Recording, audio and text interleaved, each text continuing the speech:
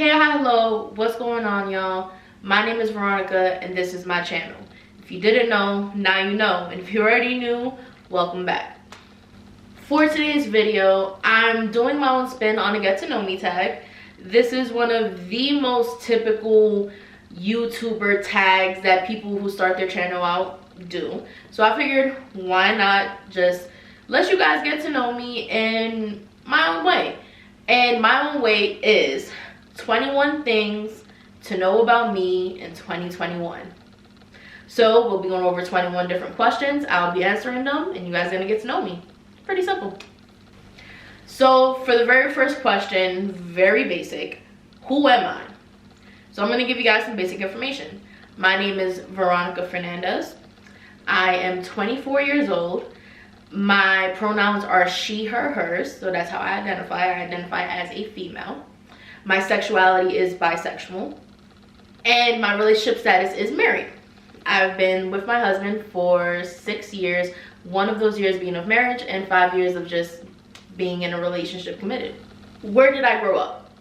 I grew up in New York State, specifically New York City. Even more specific than that, Manhattan. And if you want to get really down to it, I am born and raised in East Harlem, Spanish Harlem, however you want to call it. That 456 Green Line, that is my home. It is where I grew up. It is where most of my memories are, pretty much, up until the age of like 19, 20. Then I went off to college and yeah. Where do I currently live? I currently live in Albuquerque, New Mexico. I obviously grew up in New York. I ended up going upstate for college. I left upstate, went back home, tried starting over, obviously staying with my mom. And a long story about how I ended up in Santa Fe, New Mexico during COVID. And from Santa Fe, New Mexico, didn't really want to go back to New York. One, because everything is shut down. Two, it's way too expensive to try and live there on your own without having a career. And three, my husband really liked the weather out here. So, the next question. Am I in or have I ever been to college? Well, as my previous answers, you can probably figure out, yes, I have. I have been to 3 different colleges now. I attended Tompkins Cortland Community College for 1 semester. That is in Dryden, New York. That was one of the worst experiences I've ever had in a college. My second college that I went to was Mohawk Valley Community College. That is the most semesters I've spent in a single institution, and it was amazing and crazy all at the same time. And now I am currently attending BMCC, the Borough of Manhattan Community College.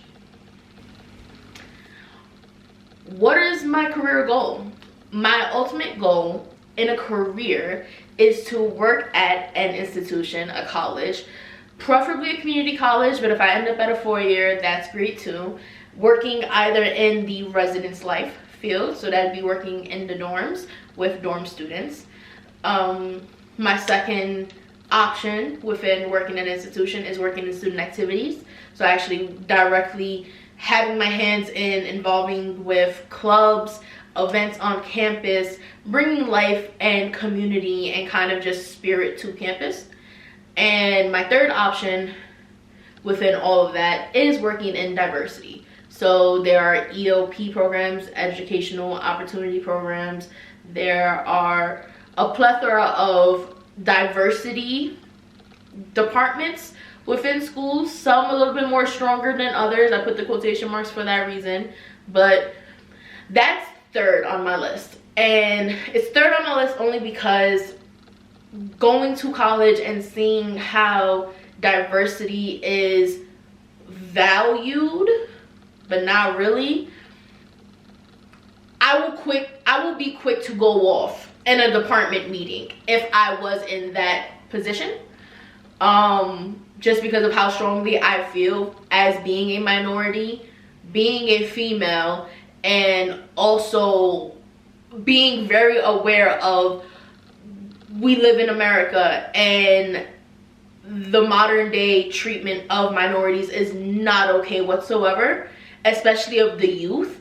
So I feel very passionately about that, and I know I could if that was my job 24/7, I would struggle with keeping my sanity some days, because I know how in higher institutions minorities are treated, both students and faculty. So residence life is top one for me, only because I loved living in the dorms. I loved being there for dorm students, being a dorm student and having faculty that was there for me. Because even as a student, I was also an ally and advocate for other students who didn't want to get involved with a lot of the dorm politics. So it's just something that I know I'm good at and I would love to do as a career. Who are my favorite content creators?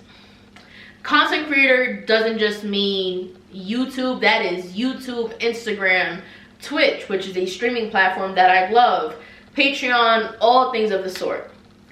Now, if we're looking at YouTube, my number one favorite content creator on YouTube is Miss Sarah Ray Vargas. I love her. I have been in love with her for years now. She is wholesome and amazing and down to earth and real and raw. She is like my Mexican sister that I've never met. So serious. Like, I love her content. She has 2 channels, Sarah Ray Vargas, which is where she does a lot of her big main brand deals and fashion, and on occasion like a get ready with me makeup type video. But she is the big girl anthem. Love her so much. She represents, supports. She is an icon to me personally. There's also a lot of things we actually have in common, just in regards to like cooking and eating and being plus size, being Latina. She's writing a book currently, which within the career goals I forgot to add, before I die I want to be a New York Times best-selling author. I need to be. So she's living my dream in so many different ways. She has 2 wonderful little kids. She has like, oh, the second channel is Sarah Ray Vlogus, which is vlogging. So I like watch her grocery hauls, her figuring out what she's gonna eat for the week, her Christmas video of Christmas with the family, her going through so many things of just being plus size and having a lap band removed. She's amazing, love her, could talk about her videos for like ever. Hey Sarah. Hopefully one day maybe she'll find me and she's like, oh my god, you're amazing, and I'm gonna be like, no, you're amazing. Okay, sorry, fangirl moment. Anywho, when it comes to Twitch, which is a streaming platform where a lot of like gamers stream, and there's a lot of other things that happen on Twitch as well, but honestly, I've got introduced to Twitch because of my husband, because he's a big video game person. I also am, but he's like heavily ingrained into the community, like a little bit more than I am, because I am very picky about like games that I play, and he is like about a lot of games, like a lot, even like ones that I would never play in my life that are way too difficult for me. But anyways, a Twitch streamer that we recently found is, it's Just Nuts Gaming. So I'll put his tag on the screen, and he's actually a black content creator on Twitch who plays Souls games. It's like a specific type of game. It's like Demon Souls, Dark Souls. It's a thing. I could never do it, but I love watching others do it because it is interesting, and the lore, the story behind those games are so interesting as well. But he's just funny. He's a funny dude. He's from New York. He has a decent following right now, but I'm like, honestly, he deserves so many more followers. Like, he does amazing content, and I definitely recommend him for anybody who is into video games. He's currently streaming right now God of War, the most recent one that came out. Like, he went all out. He got cosplayed up. He bought like a costume online and like is wearing the makeup. Like, it's cool. So definitely recommend Just Nuts Gaming. He is amazing. Now, when it comes to IG, Instagram, one of my favorite content creators is actually one of my close friends, and ladies and gentlemen, ladies, gentlemen, and non-binary folk, my close friend is coming to the YouTube world, and his name is Jason. You can catch him at the J Salim Show. That's J. Salim Show on YouTube. He is coming soon, so definitely check him out. However, he originally started creating content on Instagram with IGTV videos. So you can actually find him at one Prince Salim 1. I'll put the tag up on the screen. Definitely go check him out. He is a young black entrepreneur that I met in college who has amazing dreams. He is me and Manny's one of our closest friends, and will forever be our brother, forever. And he just creates good content. He actually is the business creator of his own magazine called Star Stoic. It's an amazing brand. He's working on it and developing it, but definitely check him out. He is one of my favorite IG content creators who is now joining all different platforms. Do you have any pets? Yes, I do. I have one baby boy pug. He's not a baby anymore. He's like 4 years old. He got so big. Back home in New York, his name is Tango. That is my little pug baby, my little chunky monkey. Love him so much. He's at home in New York with my mom. And I couldn't bring him out here when we went to Santa Fe. And my mom only has him out there in the house. So that's like her best buddy pretty much. So I couldn't take him away from her. However, in my apartment here in Albuquerque, one of my favorite, literally have to say, because I am a cat person, I love dogs, I've had dogs my whole life, but I've always been a cat person at heart, is my baby boy Cade. I looked over there because he's napping in his bed, but I'll throw up a bunch of pictures right now, just popcorn. But yeah, C-A-Y-D-E, and for all of you Destiny nerds out there, video game, yes, his full name is Cade 6. But that is my baby boy. He is a cat. He is 1 and a couple months. His birthday's in May. So he's getting big. He is a rescue. We got him in July. We literally got him a couple weeks after we like got here in this apartment. So, but yeah, that is my baby of all babies, my best love. Like, love him so much. What is my best habit? I would say my best habit is always coming up with a plan. That is my best habit, because no matter what, I never run into a situation blind. It's one of those things where I don't like to not be informed when I'm joining or starting something. I like to make sure I don't get blindsided. I also am one of those people, like if I'm planning a trip, I research all the information about what's going on in that state or city. I'm the one who researches, okay, what are they known for? What should I stay away from? I'm that person. I'm also, my best habit of making a plan, I always have backup plans. So I'm never just stranded and I don't know what to do. What is a trait that I miss that was in my childhood self? Whew. A trait that I would say I miss is the ability to go into myself and not be self-conscious about it. What I mean is, when I was a child, when I was younger, I very much so had the ability to not worry about what was going on around me and literally just go into my head in a positive way. Go into my head and fall deep into a book and not have to worry about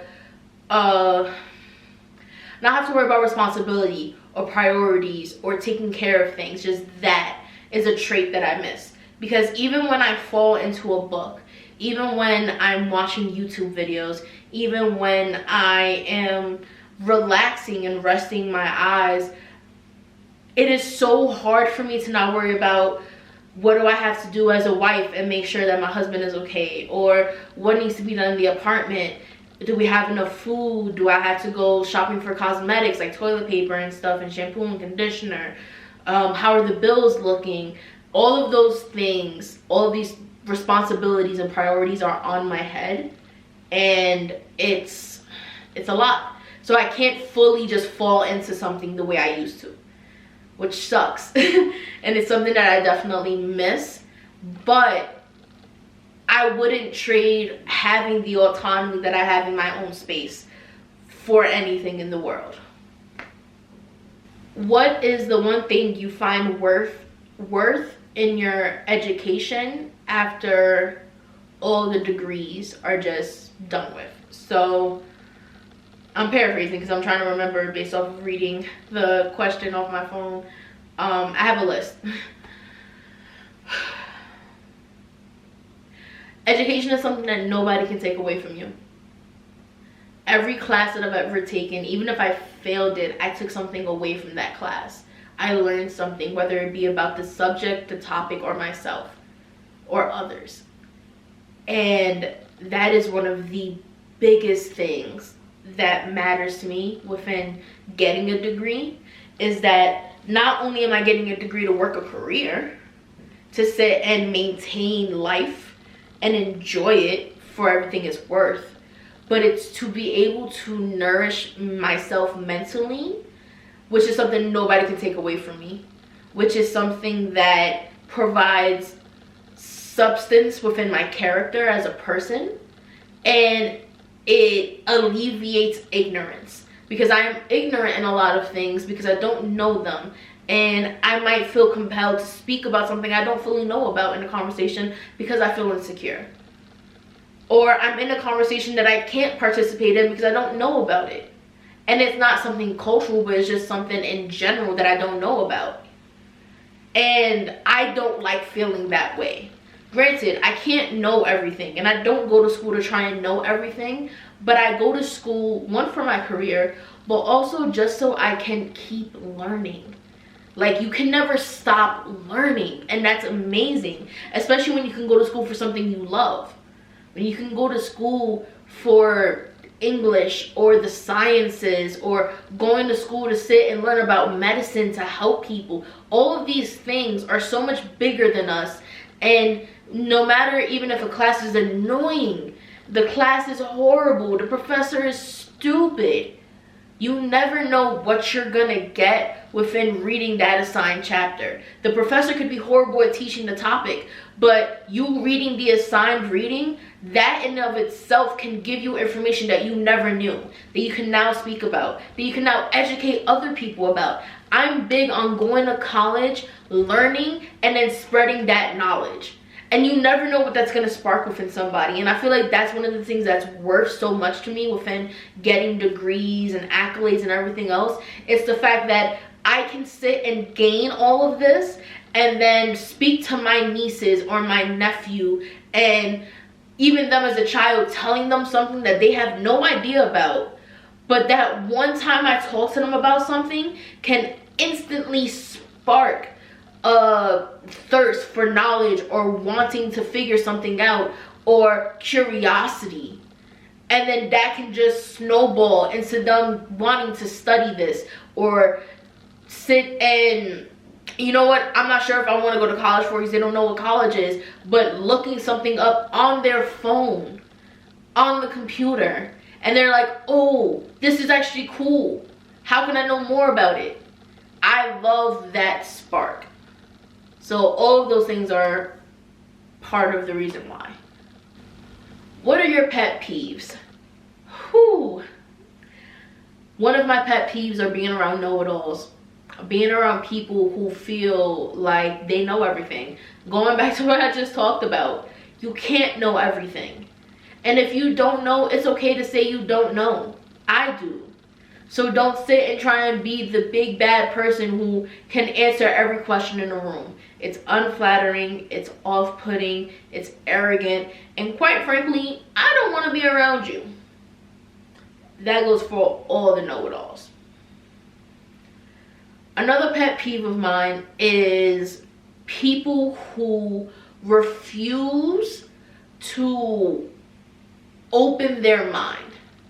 People who refuse to change, who want to be it's funny enough, when our friend Jason was out here, he visited us for 2 weeks, and I gave him a tarot card reading, and we actually both threw the cards. There's a card called Rock Bottom, and through conversing with him just about people in his life, people I've met, just in general, people in the world, one of my pet peeves are rock bottom mentality people, and being rock bottom and being stuck in that victim, nothing can get better, you know what, I'm just gonna embrace life here and never want to move forward.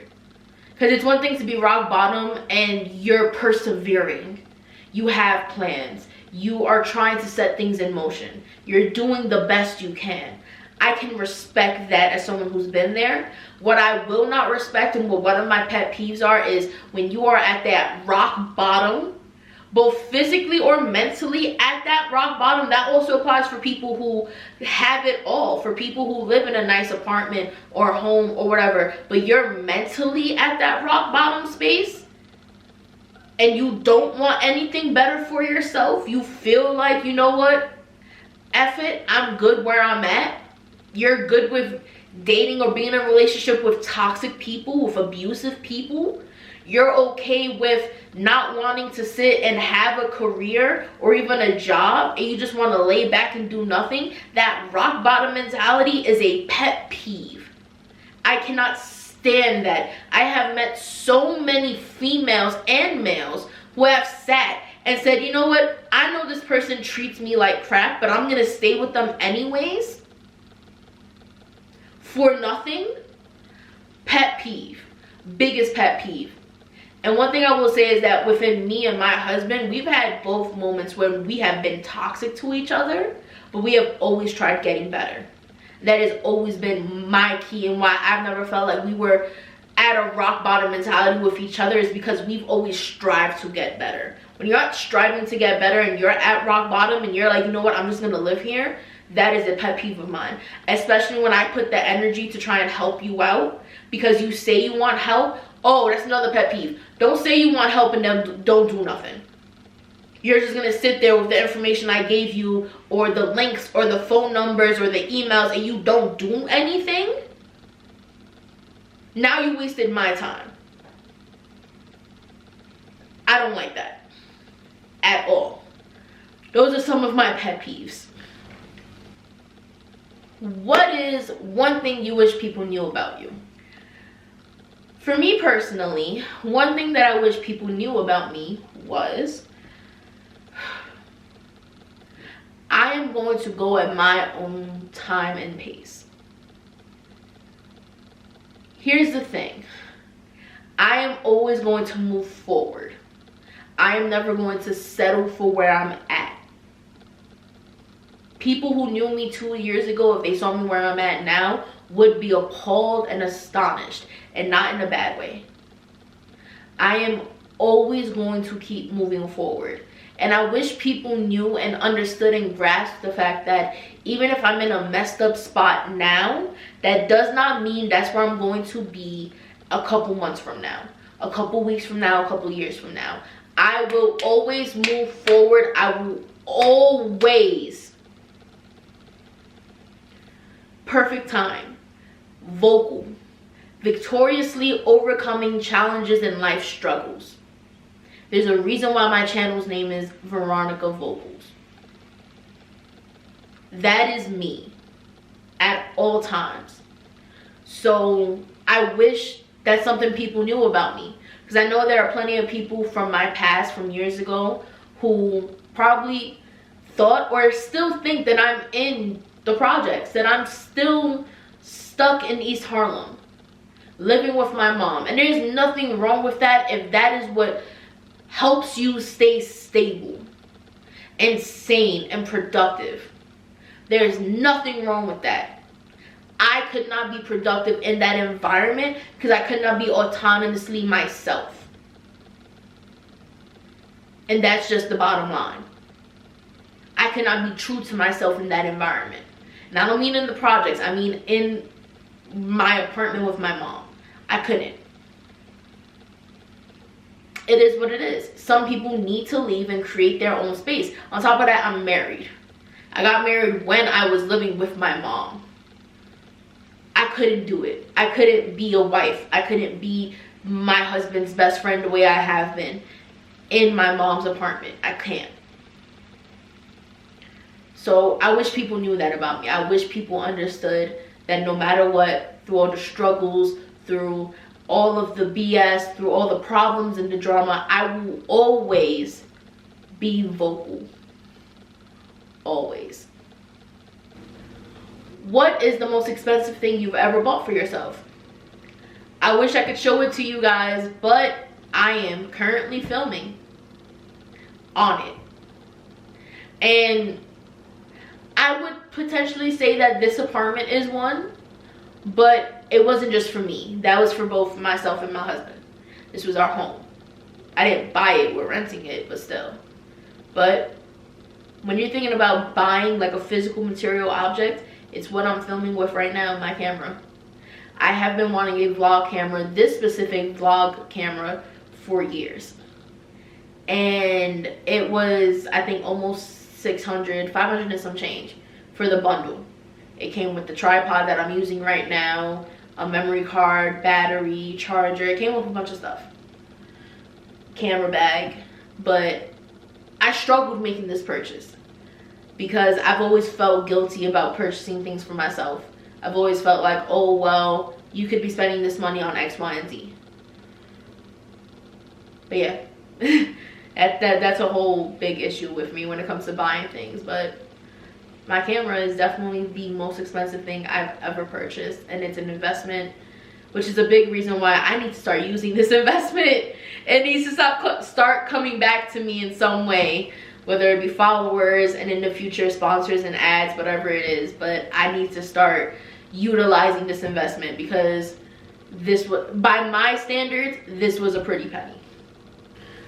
What fictional world would you like to live in and why? My fictional world that I want to live in is Dungeons and Dragons 5th edition. That world. Any of the worlds, not Avernus. Descended to Avernus is hell. Not that one. But other than that, listen, the Far Realms, whatever it be, a fantasy world in Dungeons and Dragons. Being able to utilize magic, being able to go on adventures, being able to sit and be around creatures of different species. That is why I am a Dungeons and Dragons 5e 5th edition nerd. And if I could live in that world, I would never turn back. Never. If you had superpowers, what would it be and how would you use it? I've told my husband this before, and I think I've told one other person. The superpower I want is the power to manipulate probability. Now let me explain.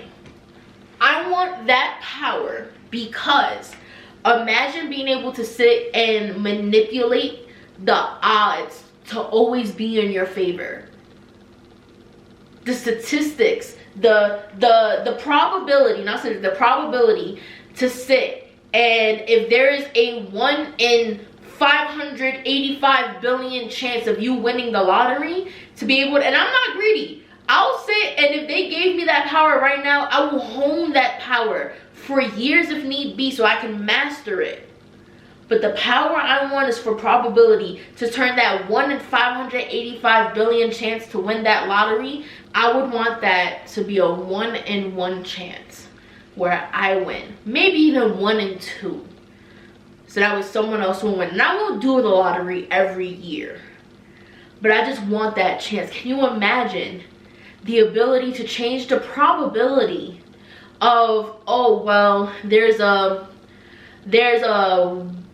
5 in 2,000 chance, I don't know, I'm pulling numbers out the air right now, of you potentially winning a Jeopardy game or something of the nature. You can change that so that way it's in your favor. Like, and I'm not greedy. I wouldn't do that to the point where like I have so much money I don't know what to do with. But I would do that for myself and for my close friends and family. to make sure they can sit and do well and be well off and never have to struggle again. That probability is my answer. 100%. Are you more into books or video games? I would generally have to say books. I love video games, don't get me wrong. I'm a Nintendo head all the way. I love all of the Mario games, except Paper Mario. Paper Mario was kind of whack, and I wasn't that big into the Galaxy game. But regardless, I like video games. I grew up on video games. Fighting video games is something that me and my dad shared like his whole life, and many other different types of like genres of video games. But personally, I'm a book head. I can sit and I'm gaining my love for books again and my stamina to read more like I used to. But books, 100% books. How many siblings do you have? We've been answering a lot of deep questions. Something simple. I have 3 siblings. I have 3 older siblings. I'm the baby of the family. I have nieces now, but I'm the youngest. It's my oldest sister, then I have a brother, and I have another brother. Then it's me. They're all about a year apart, and then there is a big gap, and then it's me. What is your star sign? I am a Scorpio. Hi, if you couldn't tell. November 1st is my birthday. Yes, indeedy. My sun sign is Scorpio, my moon sign is Cancer, and my rising is Sagittarius. My Venus, which I always tend to tell people, is Libra. You are more than one zodiac sign, people. If you didn't know that, that's why I just went through all that. All the different planets have a sign that is attached to you as an individual. It's all based on where the planets and the stars and everything was when you were born. You can go online and look it up. Just look up your zodiac birth chart. As long as you know where you were born and more or less the time, it will tell you all of these things. Your most memorable childhood memory. My most memorable childhood memory is one year for Thanksgiving. My mom, my dad, my grandmother, my mom's mom, and my uncle, my mom's brother, were all in the kitchen cooking Thanksgiving dinner. We had like this brown table. It was like long and oval, and it was in the living room. We didn't have it for long, but it was perfect for Thanksgiving. And they were all cooking. The house was hot. Like the apartment was hot because the oven was on, stove was on. Like it was a lot going on, and all of my siblings were there. I was younger, and I remember this was when I was young, because there were 2 beds in the room. And there was one on one side of the wall, one on the other side. And I remember my siblings were like spread out on different beds or whatever. And there was a basketball on the floor. And I didn't fully realize it. And I just remember the sound of music. The house was hot. We were all laughing and enjoying ourselves. The adults were having adult time and talking and enjoying themselves. And I remember I tripped on the basketball. And I almost busted my behind on that, and I just started breaking out laughing, and then my siblings were laughing, and it was just a wholesome, fun, amazing holiday where everybody was able to get together. We had an amazing meal. It was fun. Nobody was arguing or fighting. It definitely goes within one of my most memorable favorite memories as a child. What is your first memory? My first memory, I was very short to the ground. I don't even remember what age I was. I was young, really young. I remember getting out of bed. It was mad early in the morning. I had short hair at this time. Like, I was definitely young because I had long hair for a long time in my life. And whenever I had short hair was when I was actually younger and my hair was growing. I had like short hair. And I remember rolling out of bed, literally. And my parents' room door was open. My dad wasn't there. And I remember like walking, like waddling almost, out the room into the living room. The curtains were open. No one was in the living room. And I heard my mom, and she was in the kitchen. I remember like waddling, walking into the kitchen. And I was mad tiny. I know I was small. Like, I don't remember the age. I really don't. The curtains were open in the kitchen, and the sunlight was like beaming into the kitchen, and my mom just looked like fucking huge. Like, she looked mad tall. And she was making like coffee or like avena or oatmeal or something. And she was wearing a bata, like she was wearing like one of her like nightgowns or whatever. And her hair was up. And she looked at me and she was like, "You hungry?" And I just remember saying like, "Yes." And she was like, "Okay, go to the living room. Like, go to the sala to go wait." And I just remember looking at her, and I remember I smiled, and I just went into the living room and then sat on the couch. That's like one, and she was in a good mood that morning. That's my first memory. I don't know how old I was, but yeah. What is your favorite hobby or hobbies? Writing of all forms, whether it be physical handwriting or just typing. It could be typing short stories, poetry, journaling, just writing in general is a big hobby of mine. A second hobby is playing Dungeons and Dragons. I try my best to play every week. I have a group of friends, well, me and my husband have a group of friends from back at college that we started playing together, and now we use Discord to communicate with each other and then also play online, because other than COVID, we are on the other side of the country, so we can't meet in person anyways because they're all in New York. So writing, D&D, YouTube, both consuming content and creating content is also going to be a hobby of mine, which maybe will turn into like a side hustle gig. I don't know, but YouTube, consuming content 100% is, I consider a hobby, because being a part of certain communities and fandoms and just coming together itself is, for me, a hobby. I enjoy playing tabletop games, so board games, card games of the sort, I feel like goes in their hobbies. And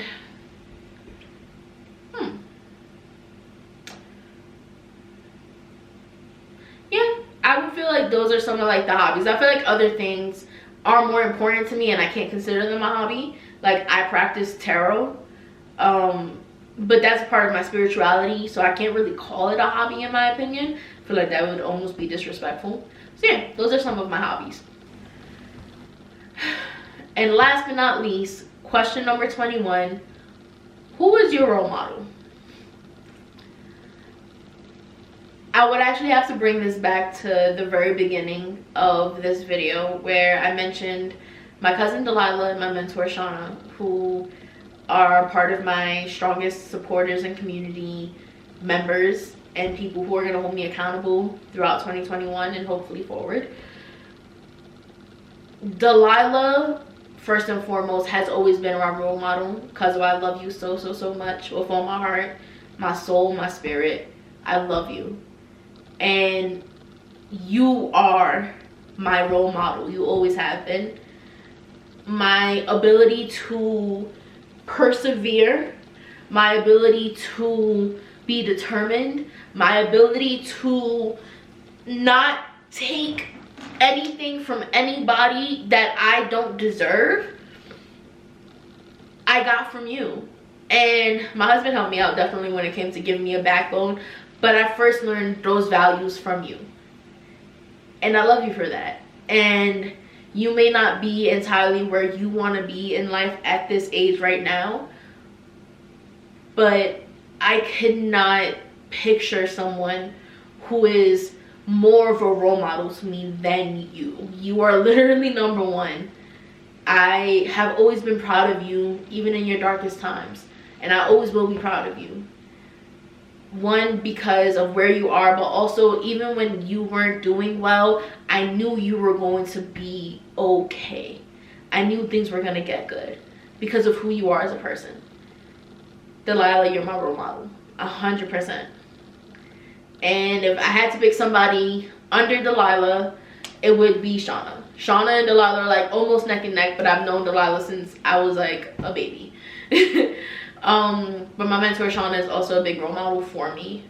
She is independent and strong and intellectual, and she has traveled so much all over this world and plans to keep traveling. She always has a plan, which I feel like my ability, one of my best habits of having a plan, came from her. just being able to sit and, you know what, besides my circumstance or the things that I have to go through in life and struggle, have a plan so you know what you're gonna do. And I've learned a lot of those strategies from her. So number 1 is Delilah, and then right underneath Delilah is Shauna. And yeah, there goes the 21 things to know about me in 2021, my personal get to know me tag. In this video, y'all, I appreciate it so much. My next video coming up will be things to think of and research when applying to college.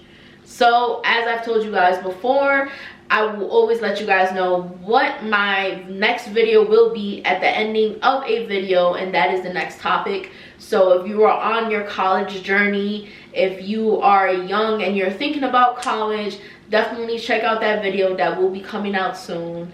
Make sure you follow me on social media at Veronica_vocals on Instagram. I love all of you so much. Thank you. Comment down below either an answer to one of the questions that I answered, or your opinion or thought, or if I triggered something in your head of a memory based on something that happened in my life. Let me know what you have gone through, or an opinion, anything. Just comment down below. Like, subscribe, ring the bell 100% so you get notified every time I post a video. I love all of you. Thank you so much. Later.